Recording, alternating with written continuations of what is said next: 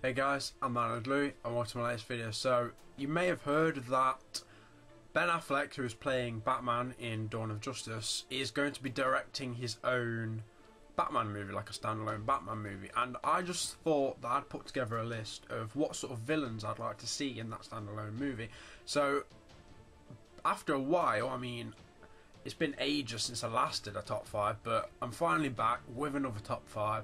Let's get the show on the road. So number 5, we have the man, the Mad Hatter. Now obviously inspired by the classic Alice in Wonderland character, he dresses exactly like him, and more often than not he kidnaps people by the name of Alice and essentially sort of tries to just take her hostage and just, like, I guess, live out his fantasy of being the actual Mad Hatter. Obviously he's a complete nutcase, but he's very skilled with mind control technology, and he uses hats and masks which he puts on sort of, well, people in general, to sort of make them his sort of minions, and not minions as in the little fucking yellow people, because I know how obsessed everyone is about those at the moment, but I mean, just his henchmen, they'll do his bidding. They're just mindless slaves while they're wearing these masks or hats which he forcibly puts on them.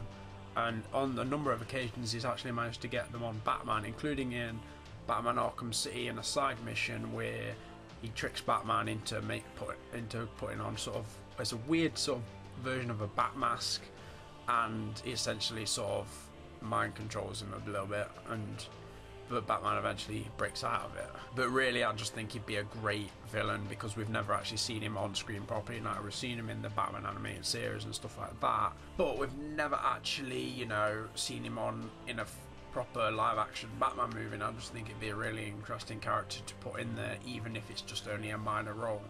So number 4, we have the little dummy himself, but not in terms of intellect, just he's literally a ventriloquist dummy, Scarface. Now this guy obviously is owned by the villain, the ventriloquist, who essentially has some sort of multiple personality disorder, and he believes that Scarface, the little dummy, is actually alive and is telling him what to do, but in actual fact he's so deep in this sort of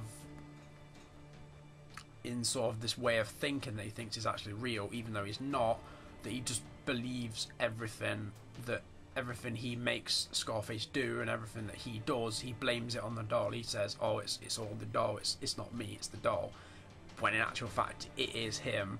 But it's very well done, and he's so sort of in this thing that the way he acts with the dummy, and the way that he, like, you know, like ventriloquist, I guess, ventriloquizes him, is that even a word? But you know, the way he puppeteers him, I guess that's actually a word. The way he puppeteers him makes him seem like he's actually alive, even though it's actually not. And he's one of my favourite characters. To be honest, even though he's a bit of a creepy little ventriloquist dummy, he's actually quite adorable in the Arkham series, and is especially featured in Arkham Asylum, and honestly one of my favourite cutscenes from the game. Why didn't you stop Batman? Me? It was your plan, you goofy clown. So, number 3, we have the Master of Riddles, the Master of sort of enigmas. His name is Edward Nygma, of course, but better known as the Riddler. Obviously, this guy has only been on screen once, and he was played by Jim Carrey, and even though that film flopped, obviously Batman Forever, obviously that flopped, but I did actually think that Jim Carrey did actually a really good job as the Riddler. But I would like to see someone else do him in a more of a, I guess, a little bit more of a serious way, because Jim Carrey is a very eccentric actor. Honestly, I love him to bits, but the Riddler's not that sort of outgoing, and not that sort of, I don't know, he's just not as charismatic as that. He's more intellectual, he's more mysterious, he's more sort of does things from the shadows. He's not always just putting it straight out there. And I think in an Affleck kind of Batman movie, we're probably going to be seeing a Batman that's older, like he is in Dawn of Justice. I hope that's what they do. I hope that they go from Dawn of Justice, then they just have the standalone Batman movie set after that. So you've still got connections to the Dawn of Justice movie, but then you've also got what's going on with this Batman movie. And with that, the Riddler, he would be a very good villain to sort of put there, because you wouldn't really have to establish his origins that much. You may have to mention it briefly, but because it's sort of a later on in Batman's career, he'll already have faced the Riddler, and he would already have known about how he's been made. And I don't think we need to just make new origins for him or redo the origins, because if you read the comics you know a lot of the origins, and also if you don't read the comics, even if you've seen Batman Forever, the origin is pretty much quite similar in that than it is in actual comics, so you could easily just know what's going on. You don't need to have like a massive starting again thing, which I think that's the trouble with reboots. You always get sort of like stories being retold and changed a bit, and they should just sort of not dwell on it. Like especially in this new Batman movies, for Batman specifically, I don't want to see loads about Bruce Wayne's parents getting killed. Like, we know his parents get killed, he becomes Batman, end of story. You don't need to go on about it. You don't need to do it for every single freaking reboot that you happen to do. Just stop.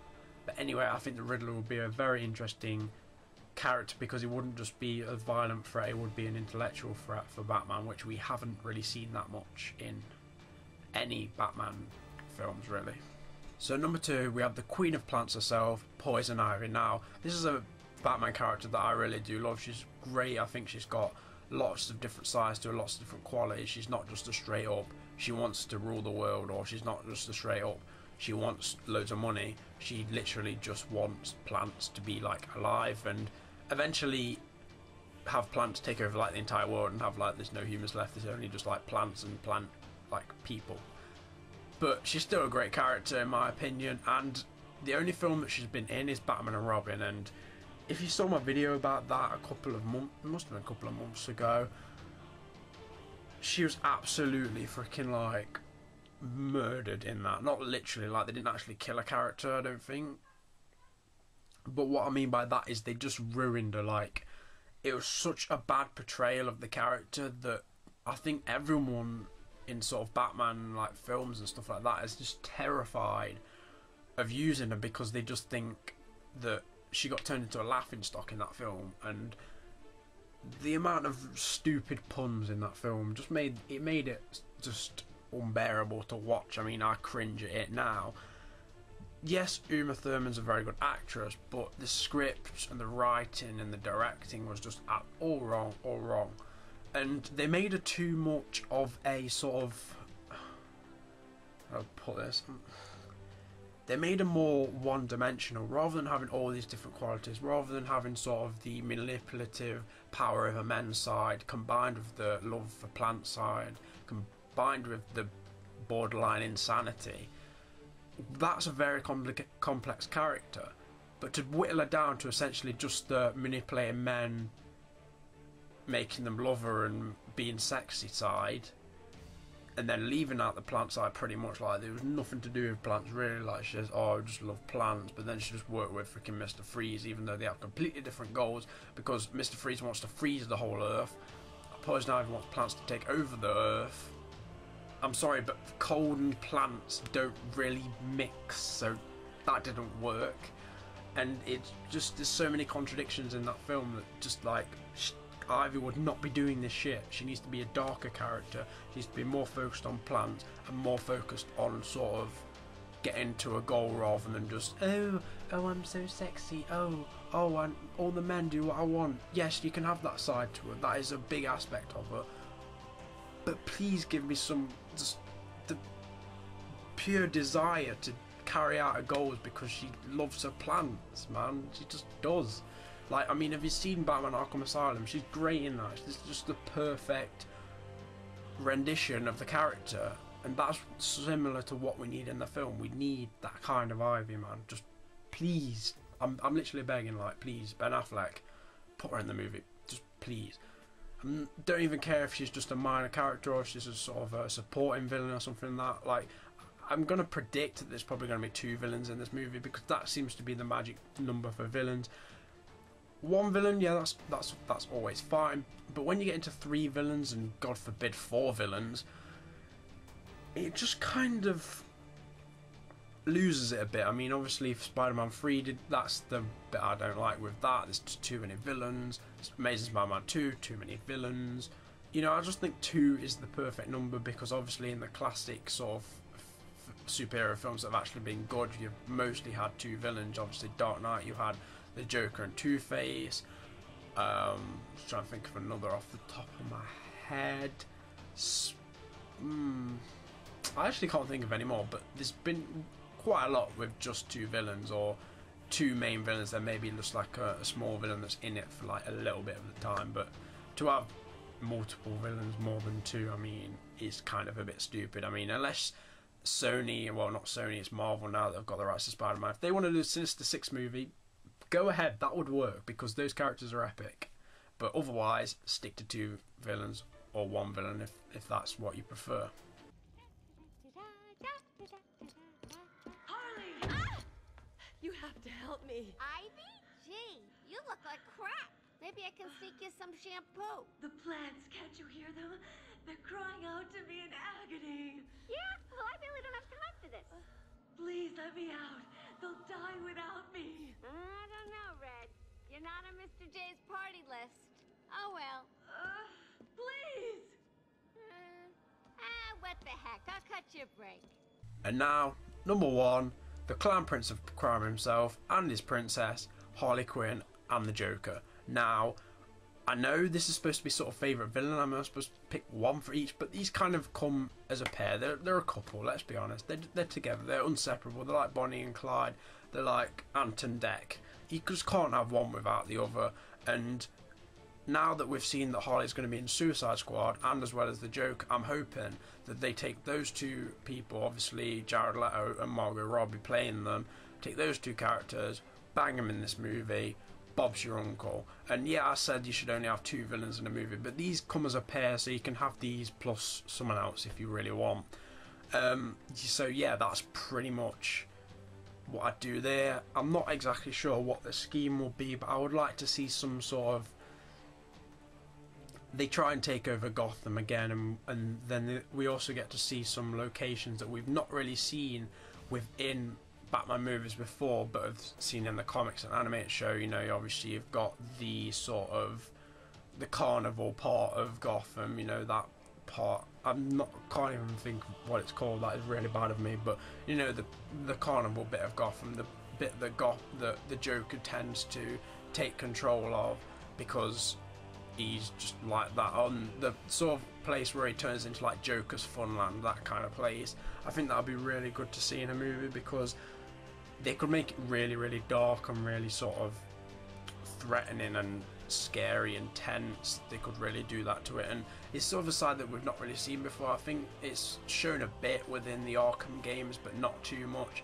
Obviously with the Joker taking over the Sinus Steel Mill in Arkham City, and you know, that's just pretty much the sort of, that's an area that I'd like to see them, maybe they could take over that, maybe they could just try and take over the Gotham in general. And I'd just like to see more of a close to the comics Gotham, because yes, the Dark Knight movies were very good, but the Gotham was far too much like New York. But yeah, I'd like to see more of a sort of close to the comics Gotham, with sort of key locations, you know, but laid out in the way that we're familiar with, you know, Crime Alley, the Court, you know, Wonder Tower, maybe. Just go for the sort of layout of Arkham City, just please do that. Obviously, you only get to play sort of the old Gotham in that, so probably have like the new side of Gotham, with, you know, like Wayne Enterprises Tower and that sort of thing. That's just what you really need. Just need to make it as iconic and as close to the comics as you can, because I'm convinced that that's what the direction they're trying to go with, especially with Dawn of Justice. They seem to be trying to, you know, bring it as close to the comics as they possibly can, while sort of making it realistic and gritty. Puddin' Company! Hello there. Welcome to our happy home. And now quickly, I'm just going to go through some honourable mentions. These are Mr. Freeze, obviously, real name Victor Freeze. His whole goal is to essentially try and find a cure for his wife, who has a really sort of a disease where there's literally like no cure, so he literally throws her, and he's turned to crime to try and make enough money to research a cure, make a cure, manufacture a cure to give to his wife and save her. And it's quite a tragic character, and he's quite a deep character. He's not just in it for the money or like taking over the world, like I mentioned. That Ivy's not like that, and I think that he would be a very good option, but I'm just not sure at this point how it would really fit into the sort of Dark Knight Returns version, because obviously for a good Mr. Freeze in a movie, you would need to explore his origins a bit more. I mean, they could do that, but obviously it's more of a Dark Knight Returns and more of a later in Batman's career, so maybe they don't want to do that. So that's sort of the reasons why I didn't put him in the main list. Another honourable mentions, we have Calendar Man. Now, this probably sounds absolutely ridiculous to anyone who's not familiar with the character, but it's essentially this guy who commits crimes on specific holidays, like he'll commit a certain crime on Christmas, Halloween, Independence Day, Easter, that sort of thing. He's just complete like mental, but he's quite smart as well, and he's obsessed with, you know, special events on the calendar. And the last honourable mention, we have the Pyromaniac himself. Firefly is literally just this guy with a jetpack, and he's obsessed with setting things on fire as a pyromaniac.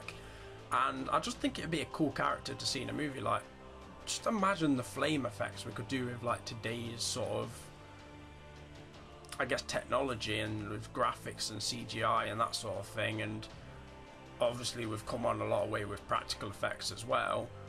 You know, I think it could be a really interesting character to see on screen. He's not necessarily the most deep character in terms of personality, but he'd be really cool to see on screen, so that's just why he's in the honourable mentions, really. Anyway guys, that brings the video to an end. Hope you did enjoy. Leave a like if you did. Subscribe if you enjoy this sort of thing. And obviously leave a comment down below on which villains you'd like to see in the standalone Batman movie. So, I'll see you next time. Take care.